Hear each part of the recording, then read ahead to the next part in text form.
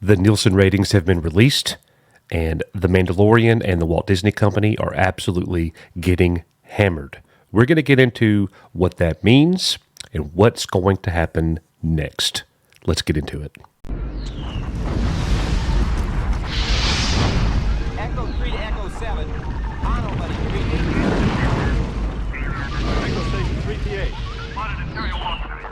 And welcome back to Echo Base Network. So glad to have you guys here. Please make sure that you hit that like button. Give us a comment down below on the video and what you think about what we're talking about here. The Mandalorian is struggling. Therefore, Star Wars as a whole is struggling.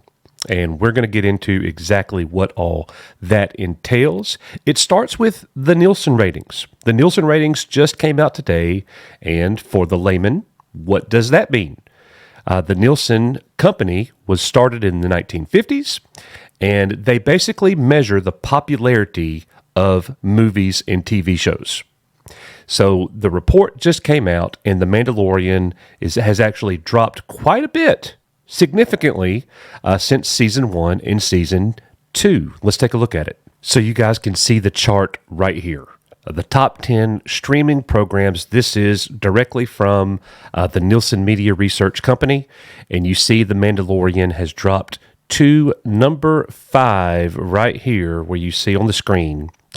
And it's important to note that it only gives you the data in a certain window that lasts about a week, 7 consecutive days. The week runs from February the 27th to March the 5th, and it shows you the decline. Now, let's compare that to what we know. We know that this number for The Mandalorian is higher than every number that we got for the Book of Boba Fett, except for the week of the finale. We also know that the Season 2 premiere came out less than a year than the Season 1 premiere, so there was still a lot of Mandalorian momentum during that time, and now we've been on a 2+ year hiatus from the show. Also during that time, during the pandemic, everybody was sitting at home and they were watching The Mandalorian probably multiple times. I know that I did. I watched each episode 2 or 3 times throughout the week and then took us to the next episode.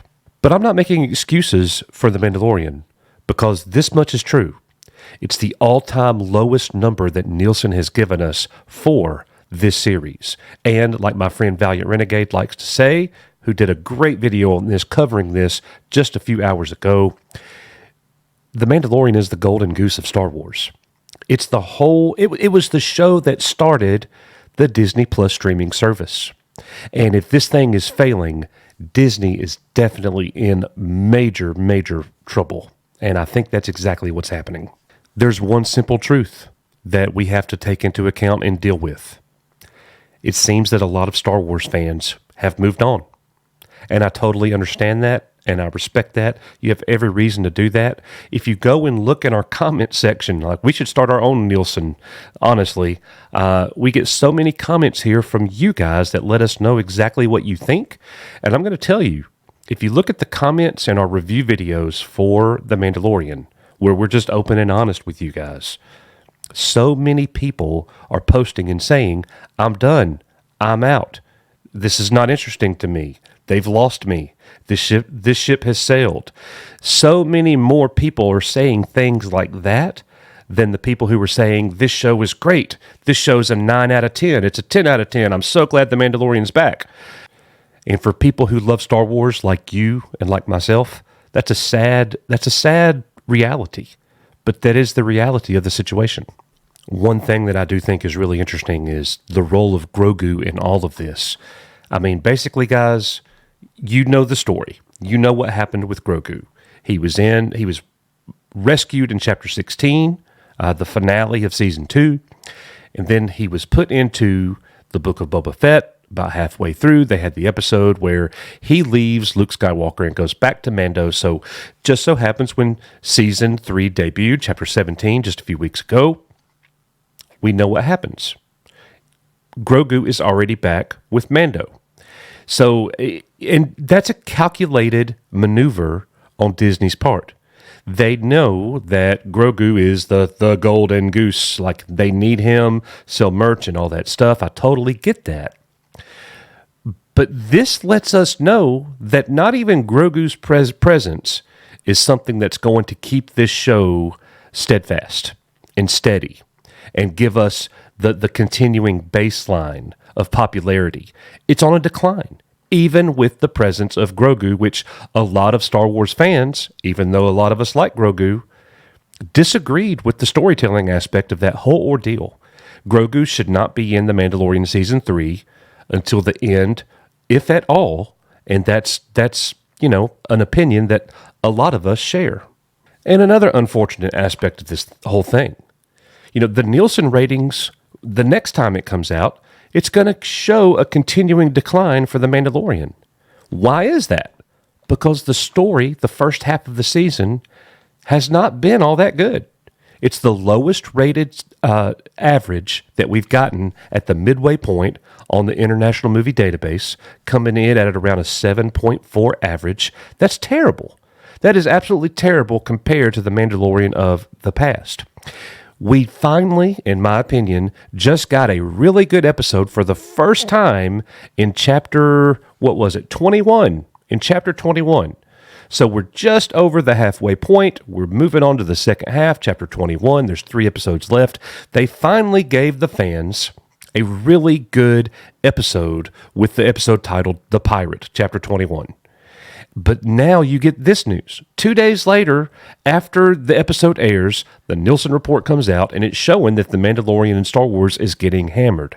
I hope, with all of my being, that Disney, Lucasfilm, Jon Favreau, Kathy Kennedy, Dave Filoni, everybody, I hope you notice what's happening here.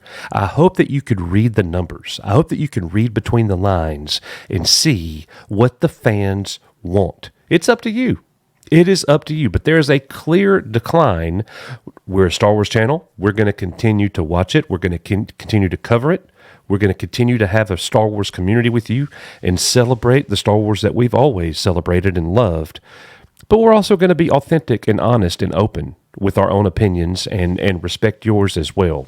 So if Star Wars is on a decline, we're going to say it. We're going to say why. We're going to say what's going on, and we want you guys to know. We want them to know. Because as a Star Wars fan channel, our aim here is to celebrate what we love, but also make sure Lucasfilm knows what we like and what we don't. And they are shepherding something that all of us love very much, and they got to get it right. They've got to get it right, or we're going to let them know. Do you want to continue this conversation? We'll see you Saturday night at 7 o'clock p.m. Central Standard Time for our regularly scheduled weekly live stream show that we call EBN Live. It is a Star Wars and entertainment show that we have with our community every Saturday night, and it is a great, great fun time. The show is already planned, but we're adding things to it, just like the things that we're reporting here. We want your voice as well. Join our member family. Hit that subscribe button. We'll see you at our live show. As we always say here, we are You Are Echo Base Network. May the Force be with you. And we'll see you guys on the next one.